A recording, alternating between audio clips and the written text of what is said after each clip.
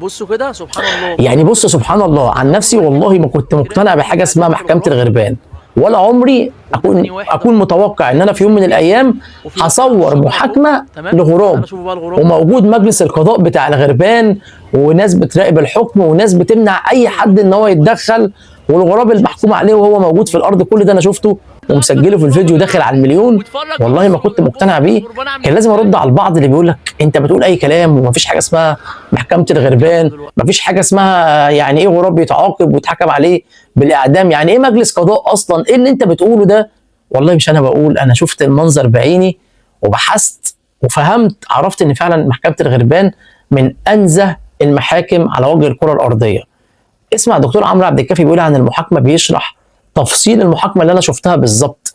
واللي على فكره المحاكمه بتاعت الغربان بيبقى ليها لوائح، كل حاجه ليها عقوبه، مش بتيجي كده هباء، لا كل حاجه ليها عقوبه في اللائحه وبيتم تطبيق اللائحه مهما كانت الظروف. واسال شات جي بي تي على الموضوع ده. بص يعني اجتماع المحاكمه، تجتمع هيئه المحكمه في مكان مفتوح مثل حقل زراعي او ارض واسعه في وقت محدد.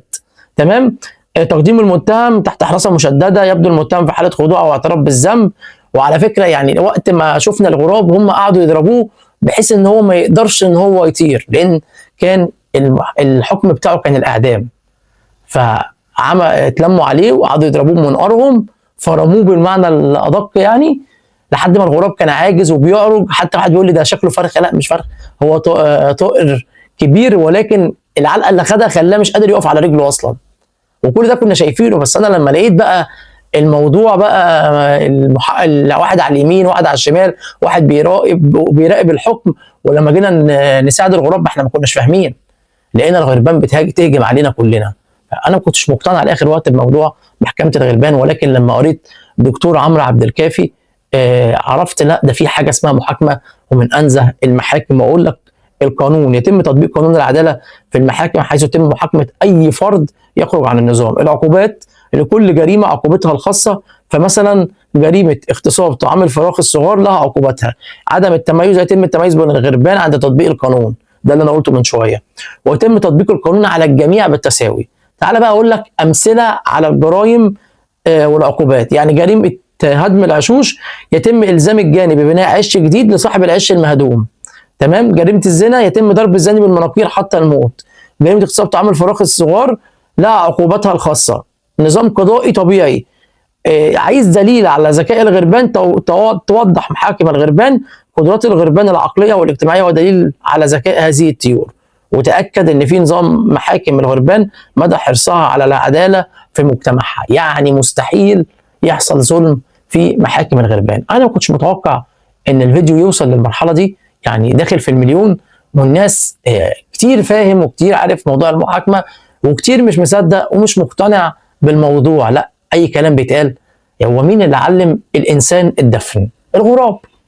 يعني كانت في تجربه لكن اليوتيوب حذف لي الفيديو، الغراب حطوا له خمره، ولكن لما حط كده لسه بيدوق راح رامي برجله، يعني زق الخمره برجله ووقعها. طب هو عرف ازاي؟ وعنده ذكاء كبير جدا من الغربان. والمحكمه انا كنت موجود اقول لكم اليوم ده ماشي ازاي.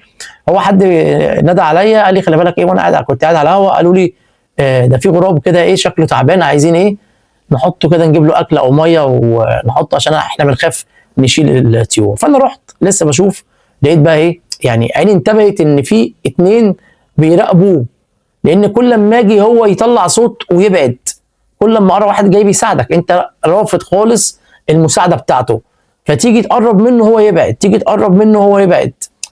بعدين لقيت الغربان بتقرب مني وبتبعد، لا يعني لا كده في حاجه غلط، ده كده موضوع المحاكمه بجد. فابتديت اصور بقى الفيديو بقى اللي هو انت شفتوه داخل في المليون ده، في غراب على اليمين وغراب على الشمال وغرابين بيراقبوا الحكم، والغراب ذات نفسه مش عندوش ادنى ردة فعل، لا هو مستسلم للقرار ومش عايز حد يساعده. جاء حد كان موجود في مبنى سكني وشايف الموضوع، راح جاء اخده كده ايه، خطفه زي ما بيقولوا كده ودخل بيه على العماره.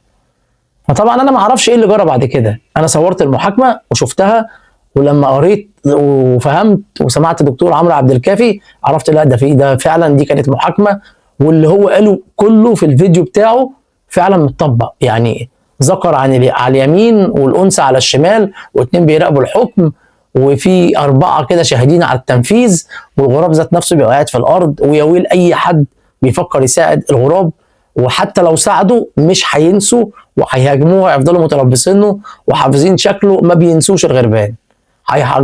هيعاقبوه لو الحكم ما اتنفذش، ولكن لو الحكم اتنفذ الموضوع منتهي بالنسبه له، كأن لم يكن.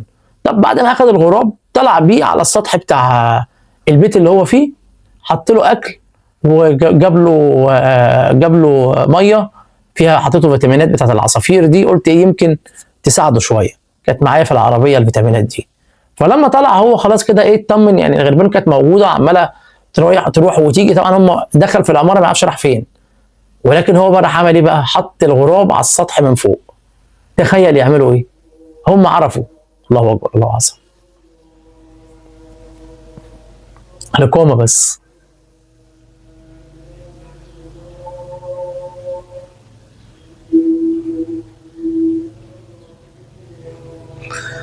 لا حول ولا قوة الا بالله. لا حول ولا قوة الا بالله.